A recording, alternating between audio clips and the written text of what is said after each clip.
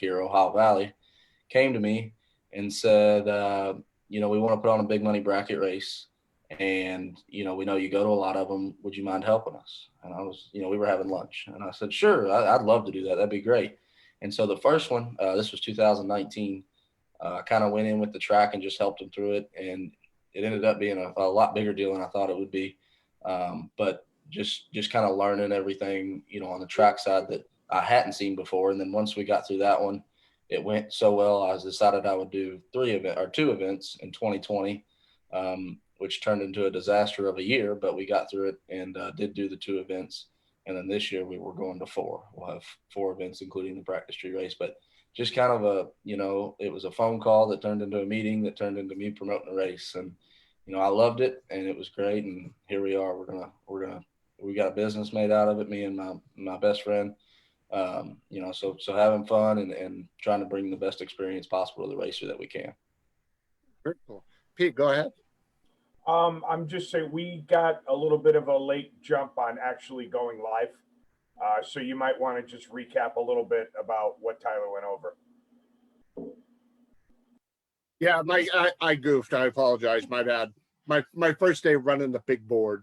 So yeah, cool. I think what we did was we talked about my West Palm Beach trip. Had some fun down there. Went with some buddies. Took the trip to Palm Beach to run Rob Reynolds New Year's Nationals.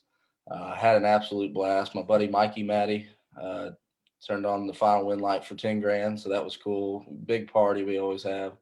Had an absolute blast with that, and I believe after that we went to the practice tree race. So I don't know how much of that we caught, but we got that practice tree coming up in a few days. 5 grand to win. Like I said, it's just a big thing for me to kind of get everybody together during the winter and have a good time, but still have some money on the line too, because drag racers love to gamble. Absolutely. Don't leave out the part about the creek and stitches. That was the good part. Oh, I did leave that out. Yeah, the same guy who won 10 grand also fell in the creek and was supposed to get stitches, but we waited a couple days to take him to the ER, so he ended up just getting a tetanus shot, and I told him to move on. We've been telling everybody it was a gator bite, but I don't know how many of them are believing us. Very cool. So now the next event you have coming up is March 31st through April 3rd, the Class Racer Revival, the next chapter. Why don't you touch on that a little bit? Yeah, so my background, how I grew up, that was, watching my dad and my uncle, they race stock and super stock. For all my life, I've been an NHRA racer. I guess you could say that's kind of, where I grew up watching that and, seeing my dad win national events. And it seems like over the years, the hospitality to the sportsman racers, such as stock and super stock racers, has went further and further down. Excuse me. They're just not getting the exposure or the hospitality or the experience that I feel like they deserve. And that's kind of what, over the last couple of years, the idea has been coming out to promote a bigger money, better experience for a stock super stock racer. And the Class Racers Revival was born. I feel like class racing needs a revival. And so here we are. We're opening pre-entry for that tomorrow morning. So super nervous, but super excited to see where that takes us. As far as I know, other than a good friend of mine, Bo Butner, and we're the only two that are going to do something like this or that have done something like this. There's been a couple in the past. Michael Beard's done one that was successful, as well as Alex Denisenko.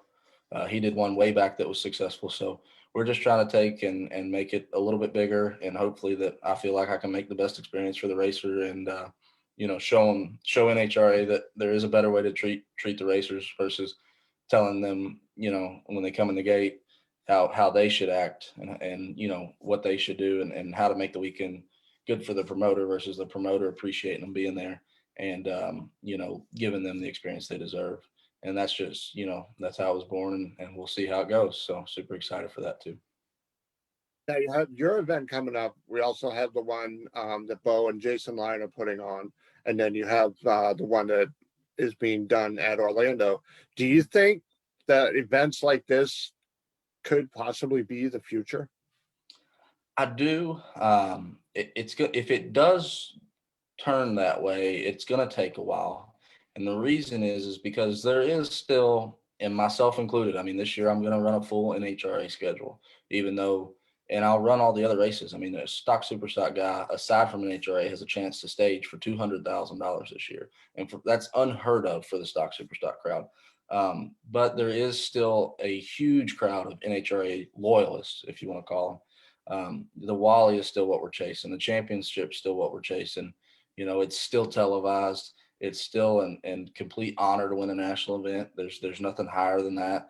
And it's all about the prestige. You know, these races will take time to gain the prestige that NHRA has. But I do think it's possible. Like I said, it's all about the experience. You know, NHRA has an experience. If you win, if you lose, the experience is terrible. You know, but if you win, the prestige and the experience is second to none. And so it'll take some time to kind of get to the prestige of an HRA. But if they don't change their ways and we continue to build what we're doing, myself and my partner Brian and Bo and Jason, and they also have Dave Conley involved, and the guys at Orlando, I think Wes Buck, and I know Richard Freeman has a little bit to do with that. If guys like us can continue to do what we're doing and they continue to do what they're doing, there's a good chance that it could be the complete future of stock and super stock for sure. Patty, go ahead. Do you have a question for Tyler? Pete, go ahead. Not so much a question, just I guess kind of like a personal statement is, you know, you being down, are you considered Division 2 or 3 for NHRA? I'm 3. I'm about, once you get to Nashville, you kind of turn to 2. So I'm about 2.5 hours in 3. So I've never personally been to one of your races, but your name is definitely known as far as putting the events on. And, you know, just thank you for what you do for the sportsman racers. We appreciate it. The people that race your events appreciate it. And, you know, looking forward to someday hopefully racing one of your events. Well, I appreciate that. That means a lot, you know, coming from a racer. I mean, that's what I'm in it for. If it makes no money, I mean, to me, it's just getting it out there to the racer and giving them the experience. I mean, racing is what I love. My family, we own a masonry business. We do brick and block. My grandpa started that in the 70s. But, you know, if it was up to me, and I'll probably be 40 and still trying to do this, but racing is what I want to do 7 days a week, 24 hours a day. And it is my life. I've spent the last few years, I worked for Bo Butner. He let me work 3 days a week so I could make a little bit of money to pay my bills, but I was racing most of the time. And, you know, so being able to do this and make a little bit of money doing it too is an awesome deal. And to see the racers, you know, leaving happy is the coolest part about the promotion side. I'm having a lot of fun doing it. It does suck not being able to race when you're there, but it's a whole different experience and a cool one too. Now, you did say that you hope to be doing this with your 40, but I think that was a mistake. I think you meant to say for another 40 years, right? I think you meant Yeah, 60 that would years be old great. or 70. You don't want these people that are 40 plus feeling old, right? Yeah, exactly. And that would be great. You know, my girlfriend's dad, he's a extremely good businessman. And, you know, we've talked a lot about business in general. And, you know, it seems like the race promotion has a lifespan. Yep. You know, that obviously Kyle Seipel and Pdra Schedule, they're incredible idols of mine, not only with promotion, but just racing in general. They built a brand that will not be going away anytime soon. Right. Hopefully I can do the same. I feel like I'm starting on a little bit smaller scale, but hopefully we can build it up to that. And hopefully the lifespan is a lot longer than some of the others. I know, like, if you look, a lot of the bracket races, which is kind of how we started the promotion thing, it seems like the longest ones are lasting 12 or 14 years. And it just kind of dies off, you know, if whatever it had to start with, and people just don't want anymore, and the sport's evolving. And I think as long as you evolve with the sport, you're okay. So that's what we're always going to do, is try to evolve with what's around us. I am a millennial. So at the end of the day, I do try to evolve what's going on. I know some of my friends who are older in the promotion business, they try to stick to what they've been doing for all the years because it's always worked. And I don't necessarily think that's the best way to do it.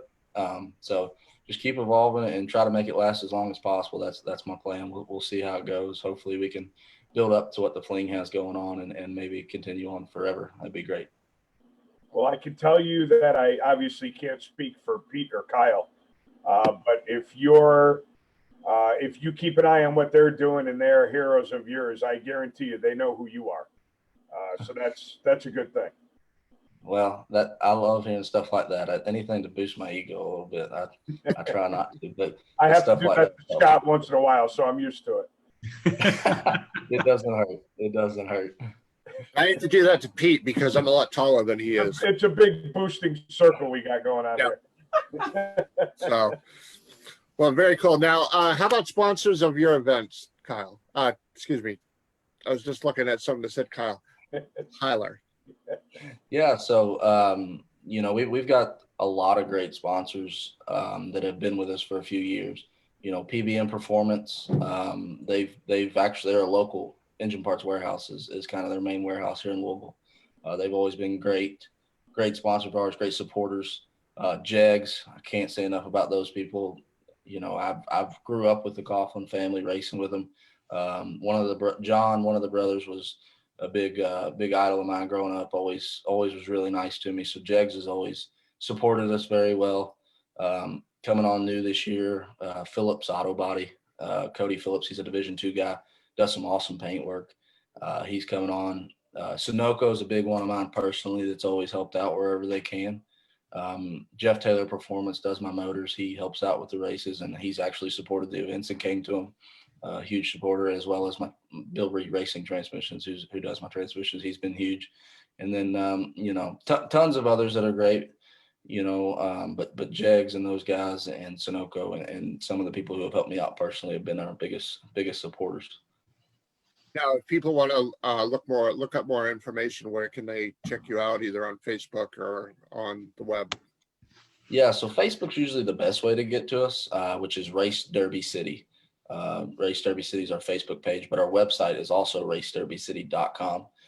So anytime that there's a pre-entry for an event or any, new arrivals as far as apparel or stuff like that, best place to get that stuff is going to be the website. But as far as updates and, just new things that we're bringing out or new information on races and stuff like that, Facebook's the best. Like I said, I am 23. I use social media a bunch.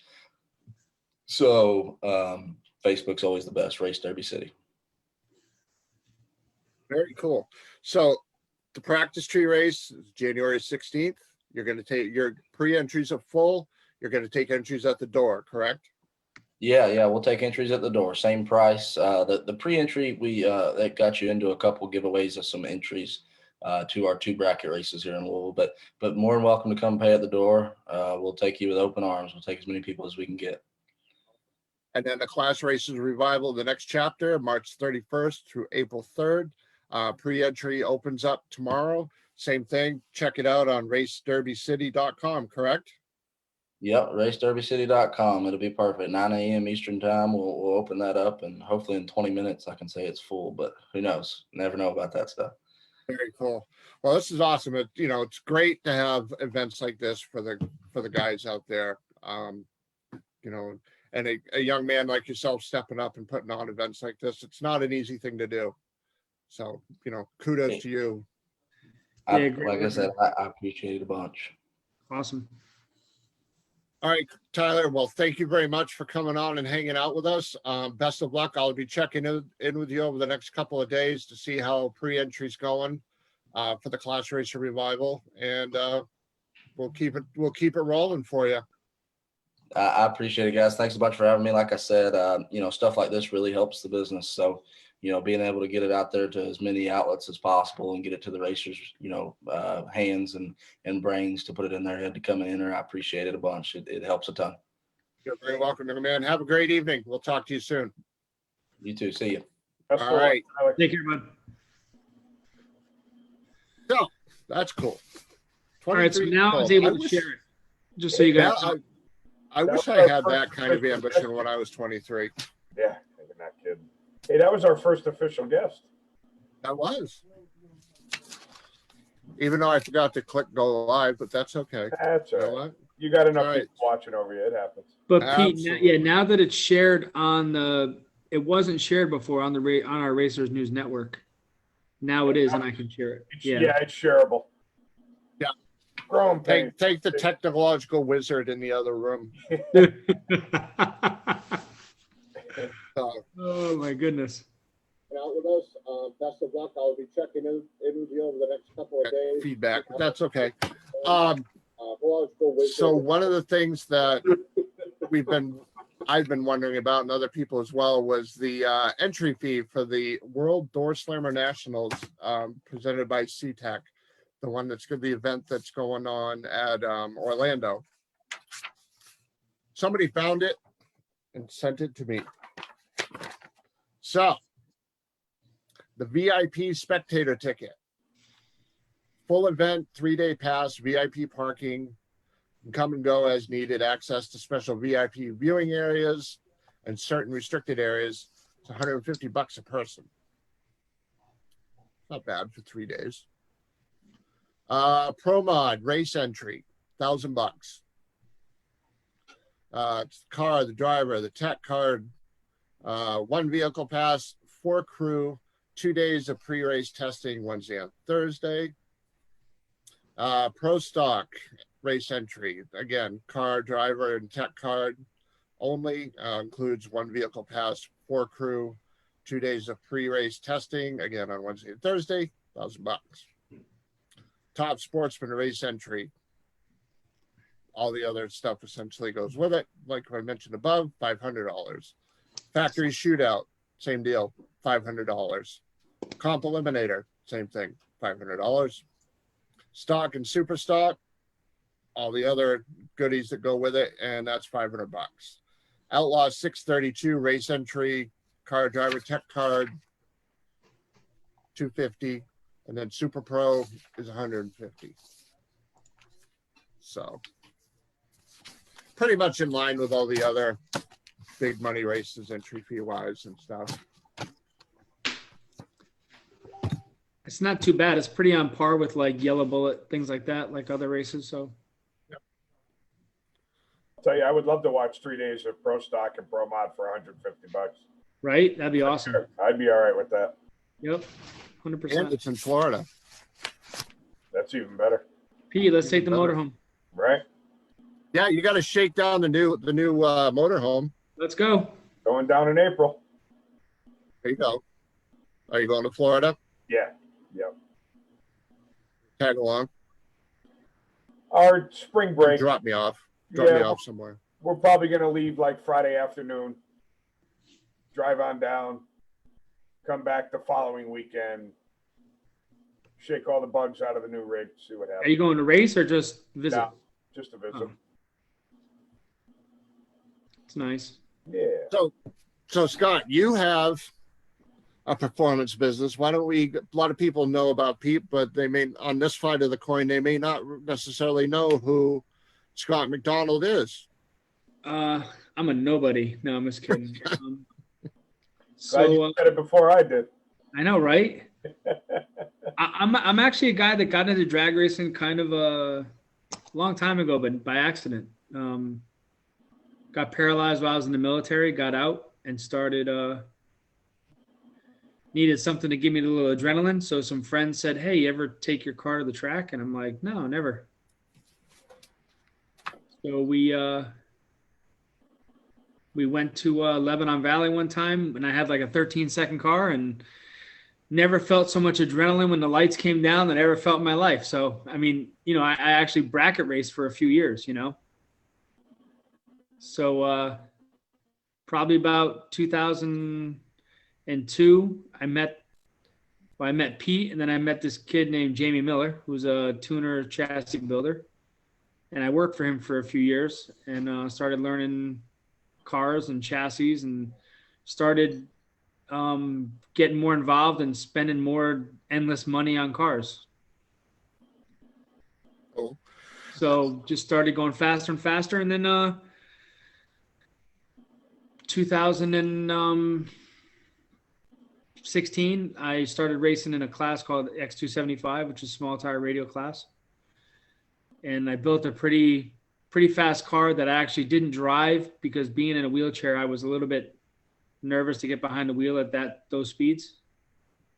You know, 163, 164 in the 8th mile with no legs was I thought would be a little bit scary. So I got into. Oh, go ahead. No, go ahead. Now, as somebody who's part-time in a wheelchair, what is it like going 4 or 5 seconds in the 8th with hand controls? So We lost you again.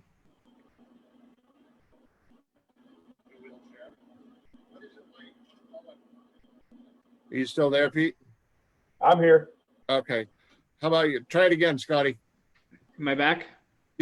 Back now. Yep. So I built my new car, which was just a stock block build. And the reason that I built the car that I have is because a lot of the customers of Scotty Wheels Racing they're on a budget. So they build, stock motors with good internals and push them to the limits that they can push them to, So this past year was my second year behind the wheel, and getting my license when I went, I was only going 590 in the eighth, which is like, 890s in the quarter mile.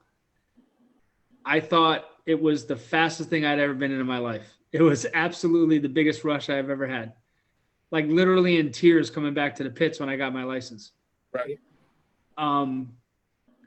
But now that I'm going considerably faster, there are things that I had to take in consideration. Like now, my buddy Manny Bojinga, he's got a couple of, world-class cars. Manny said to me, I don't want you racing this car anymore without a fire system because of the speeds we're starting to go. So now I have a fire system in the car. Now I have, this year, Pete's going to help, and we're going to put a funny car hoop in the car because I only have an 850 cage. So now we're going to put a funny car hoop in the car, make it more safer for me. So part of it is, it does get a little anxious at times. I'll be honest with you, especially after you go through the finish line and you're thinking, if something ever did happen, if everybody worries about fire, I think that's the biggest, scariest thing in drag racing is I can get out of my car, but it's not like I have my wheelchair next to me to jump out into. So if there ever was a fire, I have to make sure that I can get out. So for those reasons, I have all glass in the car. I don't have any Lexan like side windows. I can roll my windows down. And I make sure that just certain things, as soon as I take that last turn off, because of the speeds we run, we can't make that turn off at Lebanon where the fire trucks are. I have to go all the way to the end. And with that, when I make that turn off, I always think once you go past the fire squad at Lebanon and you go to the end, once you go by them, they're not still watching you. They're looking up track already. You know what I mean? So you make that last turn and I'm thinking, all right, I just got to drive back to them. And then I can take my lap belts off, my window net down. And then I feel, then the anxiety's gone.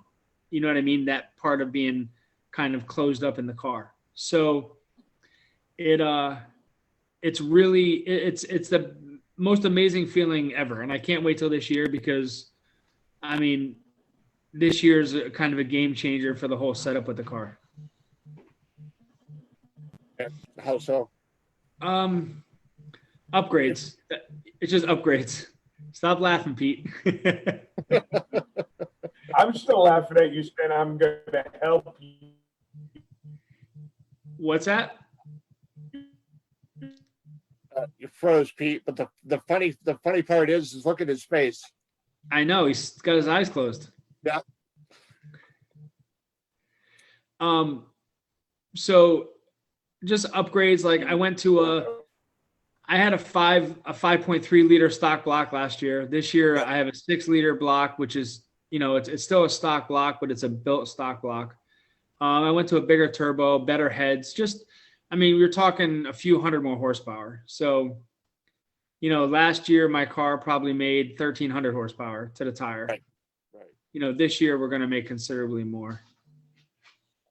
I know the first time I saw X275, I went and watched him run. It's like, oh, that's pretty cool. And I was just curious, and I went and started talking to people and said, what kind of horsepower are you pulling down out of this thing? They're like, oh, around 1,400. I'm like, what? So how much? Yeah. So my old X275 car, which is, they're what's called max effort builds. You know what I mean? So your motor's max effort because you have a limited turbo size. You can only run a certain size, which is an 88 millimeter, right? You guys there? Yep. So you can only run at 88. So you have to make engine horsepower in order, because the turbo can only make so much. So my old car made 1830 to the rear wheels. So just to put that in perspective, 1830 to the rear wheels on a single 88 millimeter, which carries a car at 3,175 pounds, 165 miles an hour in the eighth mile, and 200 to 202 in the quarter. Right. So it's a lot. That's why I sold that car, and now I run No Time, because it's really affordable. I mean, you're going to spend $40,000 to $50,000 a year in an X275 car with travel and upgrades. Every year you're going to spend 50 grand. So it just became a lot. So, talked it over with the family and my wife and what I wanted to do. And we decided to make a change. I got, a good money for my car, and made it worth it to me. Now, travel wise, what's your typical geographic area where you run? So there's three races that I attend. You have Miguel's New England No Time races, as you know, up at New England Dragway. Yep. So those are June 26th and September 25th. You have Doc Z, who has 2 races at Lebanon Valley. His are more street car. You have to have an alternator, like things like that, all glass, no Lexan. His are June 11th and October 9th. Cars have to be registered and insured. So it's a lot. His classes are like the street class that they run, that Sanford runs down at the Carolina No Time, like same kind of class. And then we have my races that I promote with my buddy Ralph is the No Time, No Rules, which is we have 2-day races, which means we rent the track for a rental the night before, 5 to 10. That way you can come and test. And then the next day is the race.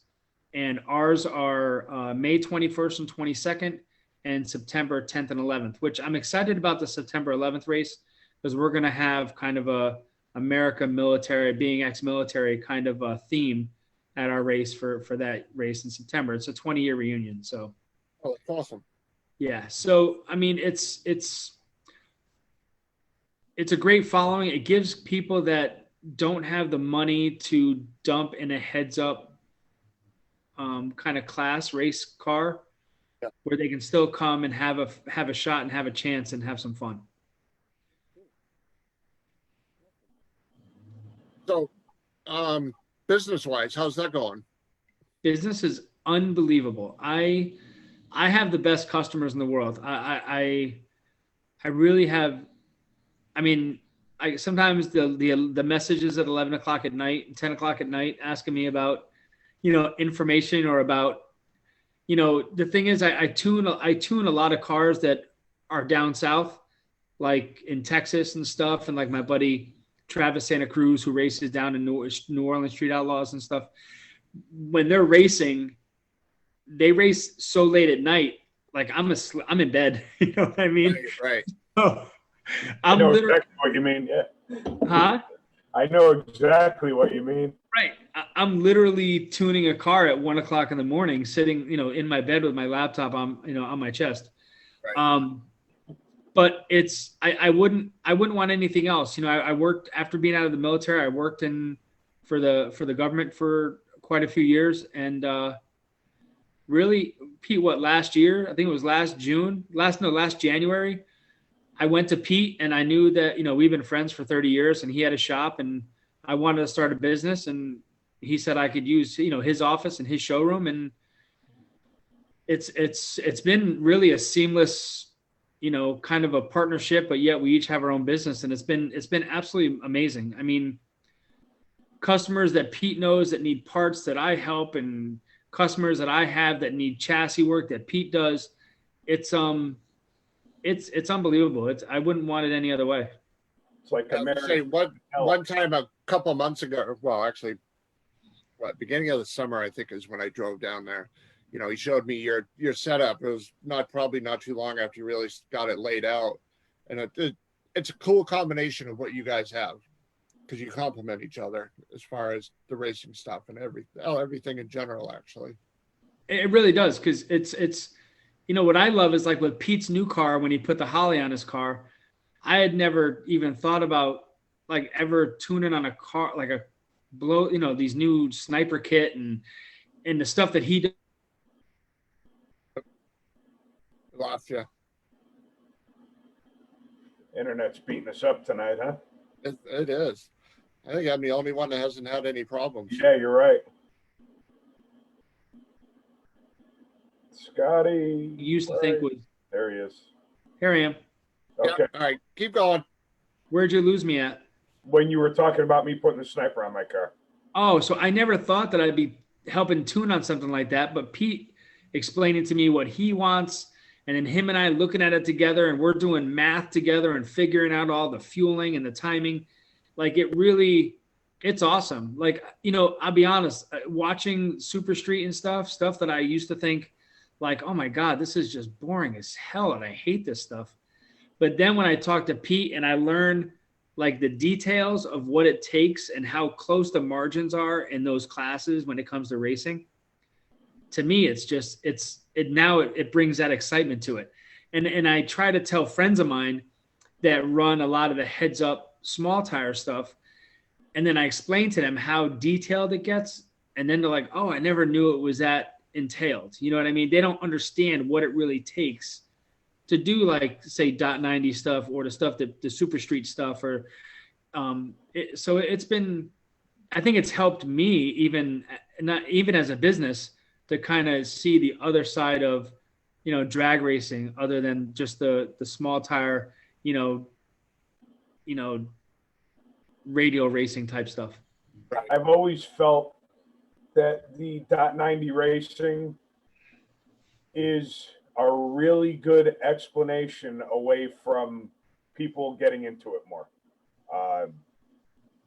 I can tell you that if I was sitting in the stands and I watched a car leave the starting line, turn off, turn back on, go, and I had no idea what was going on, it would be the perfect time for me to go get a cheeseburger. But the more that people know about it, and you're the perfect example, have a guy that's a heads up guy that's always been a heads up guy to give you some insight and what's involved in that style of racing. It totally changes your outlook on it. It really does. 100%. Even like when I started really getting back into it about 8 or 9 years ago, I took my wife to one of the divisionals at New England. And she even asked me the same question, like what Pete just said. Why did that car just shut off, come back on, and then take off? And I said, all right. I said, I'll explain it more when I take you to the finish line. Brought her down to the finish line, stood her right in front of the beams, and said, just watch like 5 or 6 sets of cars come down and watch what they're doing. And I said, then it'll start to make more sense to you. And she's, after about probably 8 or 10 sets of cars came down, she's like, all right, I understand it now. Yeah, it's a lot of people make the mistake of watching .90 cars on the starting line. You want to see some good racing and some artwork on the finish line. It's all the finish line, right? It's all the finish. Right. And how you get there and who's hitting the brakes, who's whomping the gas, it's just, you want to start watching .90, or if you ever watched it and you were bored and you feel like giving it another chance, go to the other end of the track. I think it'd be a lot more entertained. Absolutely. It'll make a lot more sense than trying to explain, well, it's a throttle stop. It does this, it does that. And they're going to sit there and, you know, it'll be like the birds buzzing around your head going, okay, yeah, whatever. So the only thing I did want to say is that on our page, if anybody is interested in just seeing it, if you go to the No Time, No Rules page, a friend of mine, Tommy Gavel from Rev Up Media, made a promotional video from our last event. So it's on the No Rules, No Time page. And I'll share it on our page just if people want to see it. Absolutely. Just to give an idea. And it's got drone footage of Lebanon Valley. So it's pretty killer views. It's pretty badass. Now, Pete, you said you had some more information about Mid-Atlantic stuff. That's correct. So, two things I want to go over. The first thing is I have a gentleman that I'm working with for Division Two for his series. Um, he is going to have a schedule finalized probably midweek this week. So, what I decided to do was to keep Division Two .90 stuff, push it up to next week. None of us are going racing up here in the Northeast anytime soon. Um, the points chases and stuff don't start for a while, so I didn't want to rush anyone to just throw out dates that weren't going to be fairly accurate or that they were confident in. So we're going to wait until next week to do Division Two, and this week I have a couple of updates for Division One. First update is going to be the Northeast Super Street Association, hosted at Lebanon Valley. They didn't have a schedule last week when I did Division One. This week they do. So all these races will be at Lebanon Valley. They're going to kick off the season May 15th and 16th. Now, when I give you two dates for this, that means there's two races. So they are going to have a race on the 15th and 16th. You total one track, you get two races for 2 days. Next race is going to be June 26th. Fourth race will be July 10th. Fifth race, July 31st. Another two races in one weekend, August 28th and 29th. And then September 11th will be their last race of the year. They have two rain dates scheduled. One is September 25th, and the second is October 9th, if they need to make up any of the dates that they originally posted. My buddy Kenny Van Gorder runs that series. He gets a lot of help from people like Lori Butler and a couple other guys and girls. It's really a great show up there. So if you're a 1090 car and you're looking to have some fun, killer group of racers up there, and you definitely get your money's worth, that's for sure. The other thing that I wanted to do is I announced my buddy Rob Keister's race with the Mid-Atlantic .90, and he also sent me an email for they have their .90 Nationals. He did it a couple of years ago. He laid off for a couple of years, and then last year he did it again. Absolutely killer race. I'm going to do whatever I got to do to get there this year. Unfortunately, it looks like it's going to be the first week that school starts, so that might make it a little challenging for me to get there, but I'm going to try. But in any event, he sent me an email, which what I'm going to do is I'm going to post this on the website for anyone that wants to see it, and I'll go over the basics with you. The event is going to start on Friday, August 27th. The gates will open at 7:30, and tech will be from 8 to 3. They are going to park from 7:30 until 10. Saturday, same thing. Gates open at 7:30, tech till 3. Sunday also opens at 7:30, and they're only going to tech to 11 on 7:30.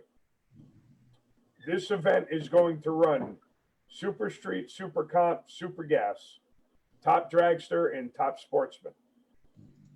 He has a combo entry for .90 and top combo entry, $100.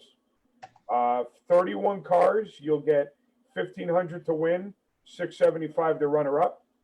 40 cars is $2,000 to win, $750 to runner up.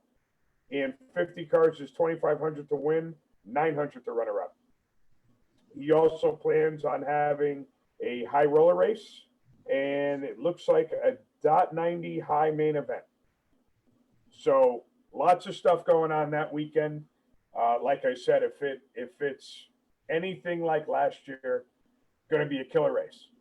A lot of people were praising this race when it was done, and I encourage you that if you can make it happen, you're going to want to.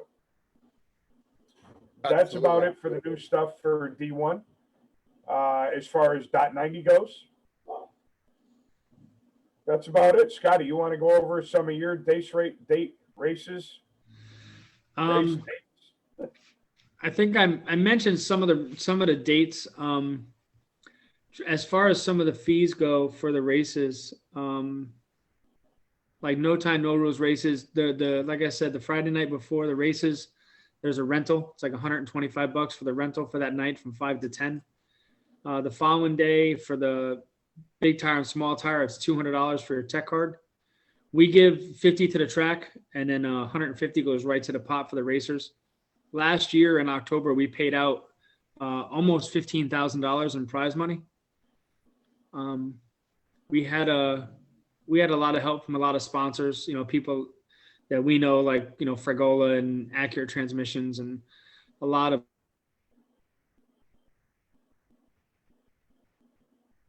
We're losing him again.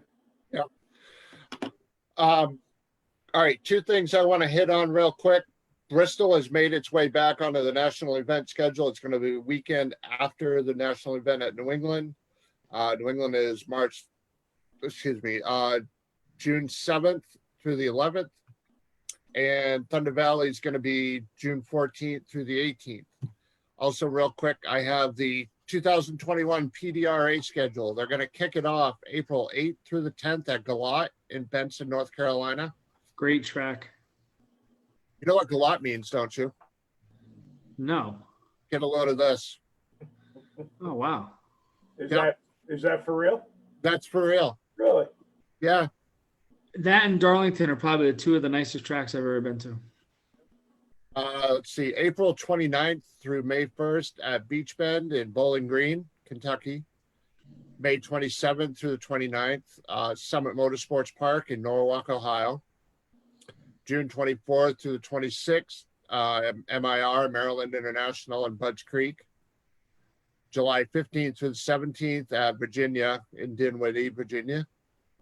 And getting ever so closer to the Northeast, August 12th through the 14th at Maple Grove Raceway. September 30th through October 2nd back at Galat. And also going to close the season out October 14th to the 17th at VMP in Dinwiddie, Virginia. I want them to come to either the Valley or New England. I want to see a PDR race badly. PDR racing is some awesome racing. I mean, they've got everything from Outlaw 10.5 cars to pro mods to you name it, to bracket stuff. All right. So, as much as I don't like soap operas, I know what's coming. you know what's coming. I can't believe I'm saying these two words. Want me to say Street Outlaws. The new one's on tonight.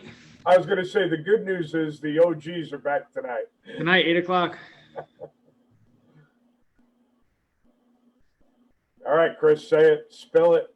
Spill it. I don't like Street Outlaws. That's Why? all I'm going to say. I just Why? don't like it. I just don't like it. It's just, I don't know. I don't do soap operas. I don't do fake drama. Yeah, but it's no different than watching Chip Fuse or whatever building a car. It's just it's a Not either. The only thing that reality TV that I can get into is like Dudley's Catch. So, you know, I am the complete opposite. And I even think I said it last week, is I don't care what you do. If you're putting a car or racing on TV and it's attracting people, it could do nothing but help the sport. So I'm all about it. I agree. I'm actually with Pete because a lot of these guys, I mean, they'll come to not as much anymore because it's not of a fad as much as it used to be, but they would come to a race, like two of those guys would show up and you'd get an extra 5,000 people just for that. Right. Yep. It's exposure. I will tell you that I am very disappointed with last week's show. I've never, ever almost turned off a Street Outlaw show in my life. I almost turned it off last week because I was just Downright disgusted.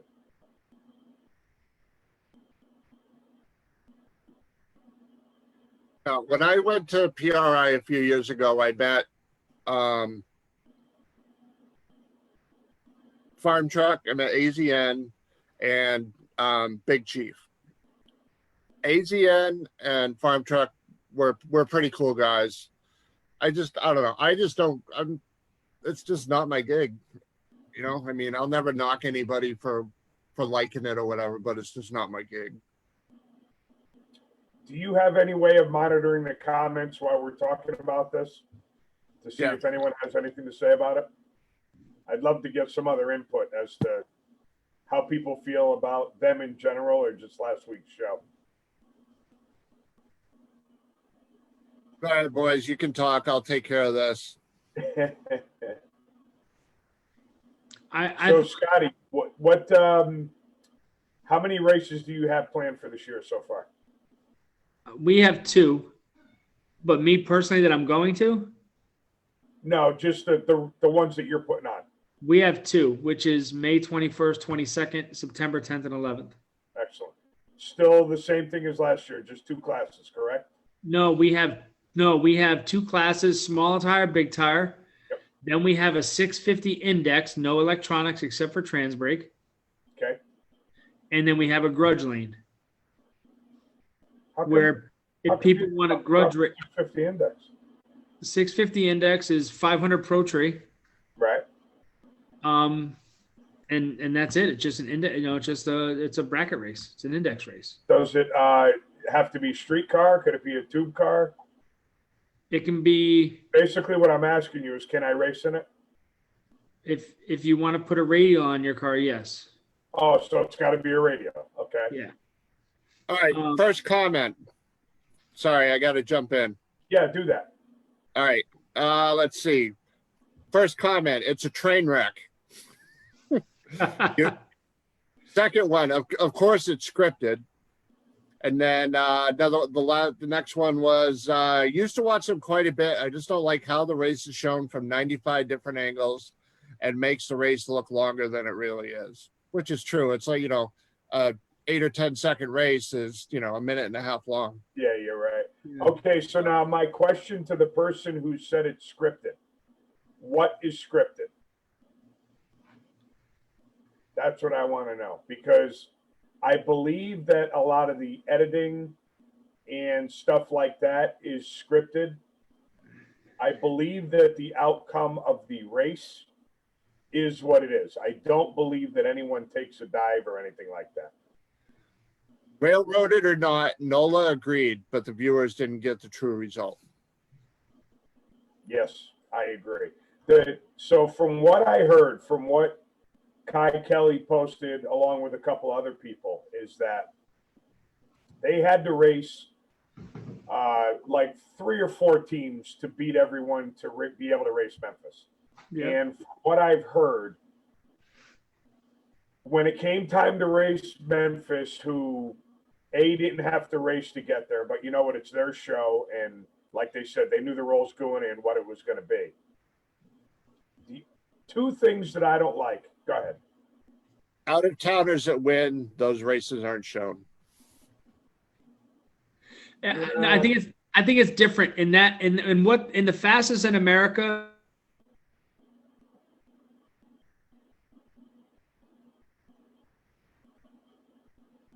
Okay. Let's see. Hold on. Let me back up or not. It's morphed into something hard to watch. Like all good classes, the racing is real. And then kind of changing gears just a little bit real quick. Like, it sucks that Nessa has a race on top of the big race in Maple Grove. Oh, so Rob, there's a Nessa race on top of the .90 Nationals, if I'm reading that correct. So back to the Street Outlaws fiasco. My issue is that they moved to a different spot on the street. My biggest issue was that only Memphis was allowed to test on the new spot, and NOLA was not. And I can't imagine that when everything was laid out in the beginning of all the teams showing up, that was going to be part of the stipulation. That and they only had 7 minutes in between races for the final, whereas all the other rounds, there was really no time limit. They couldn't make any chassis adjustments. Couldn't chassis, couldn't tune. I mean, there just wasn't enough time. If you got to stack the deck like that, just to have your outcome that you want for your show, that's when I really lose interest in it.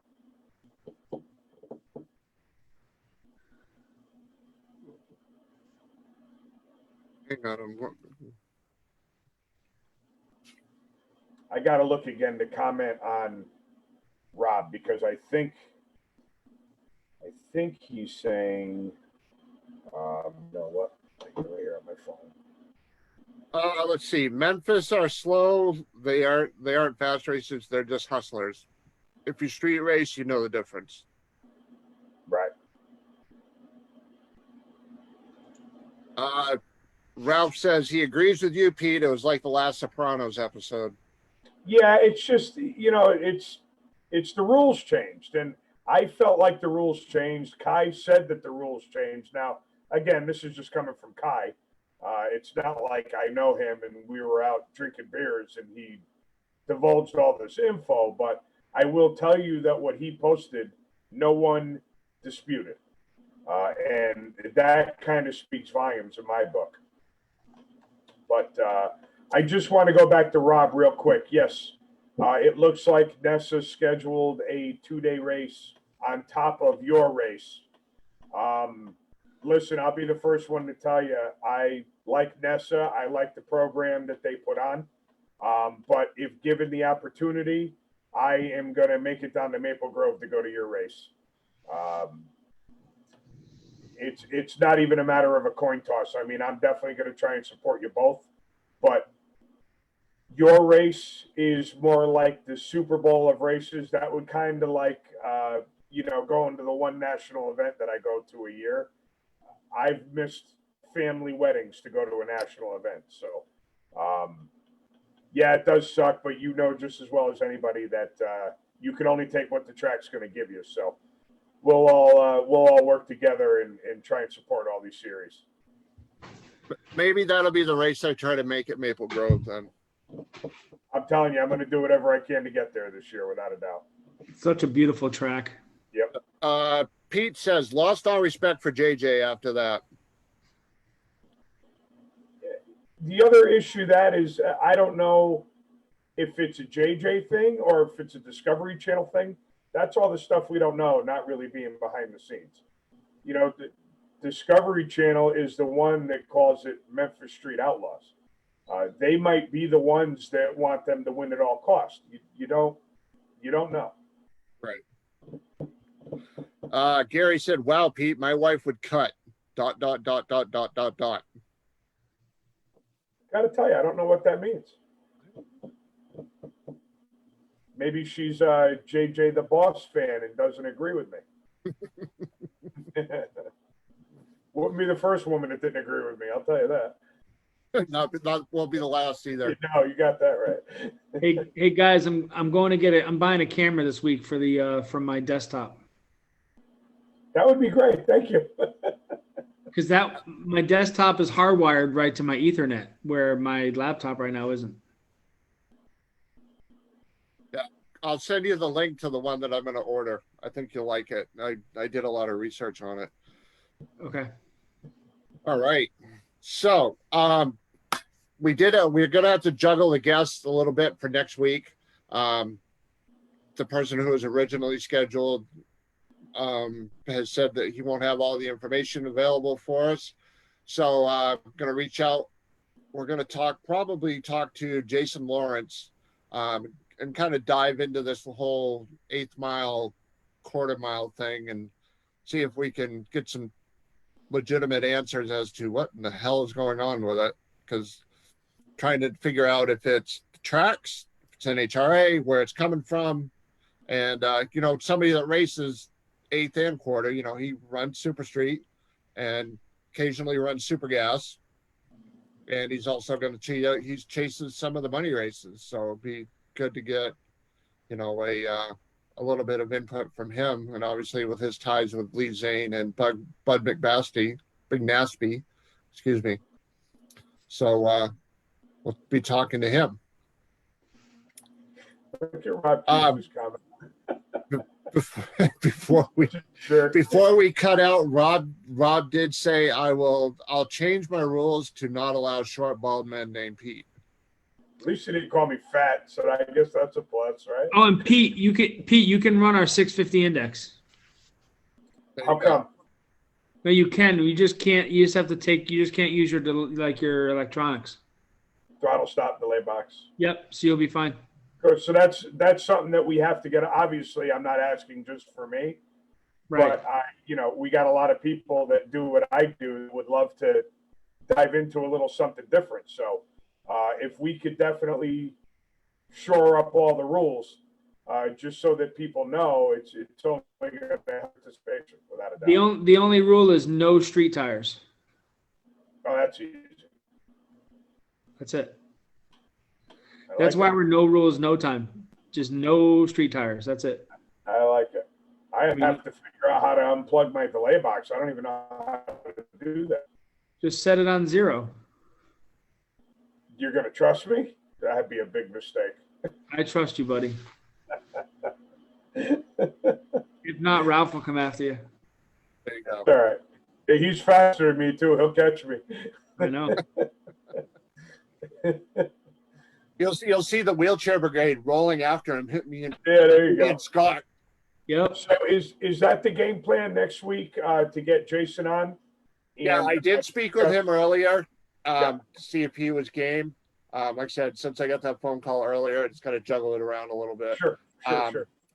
What I might also try and do is get our guest for 2 weeks from tonight to come on next week too.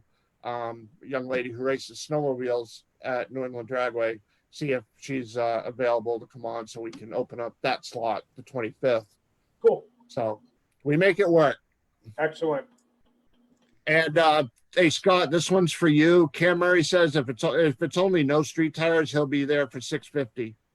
Perfect. Awesome. That's going to be, Pete, just if anybody asked, that is going to be $150 for the tech card, Yep. 50 to the track, 100 directly to the pot. Excellent. So it's going to be So 200 to race, and half of that goes right to the pot. 150. That's 200. It's 100. If you run 650 index, it's only $150. Right, but you have to pay $50 to get into the track, correct? No. 50 of that goes to the track. Oh, so it's full. So it's full payout. Very nice. Very nice. 150 total. 50 goes to the track. 100 of it goes to the pot. Right. So you guys aren't making any money. You're giving it all back to the races. That's awesome. He's frozen again. Yeah. No, I'm here. Oh, he's there. Okay. All right. Well, very cool. Yeah, Pete, it's 200 if you're running big tire, small tire, but the 650 index is 150 at the gate. I mean, that's the fact that you're giving 50 to the track, and then every penny that you guys are taking in for yourself is all going back to the racers. That's Yep. awesome. It's good Yep. stuff. Yeah, it's gonna be good stuff. And I promise next week I'll click the right button. And I'll have a new camera and be hardwired next week. Promise. There we go. And I'm going All right. to be the same jerk I am this week. It's all right. We still love you. All right, guys. Well, thank you very much.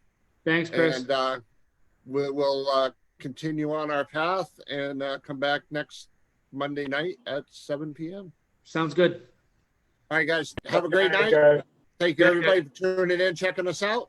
We will be back next Monday. Be sure to check out Racers News Network on Facebook. And, of course, links to everything that's going on. Have a good night, Good night, guys. all. See ya. See ya.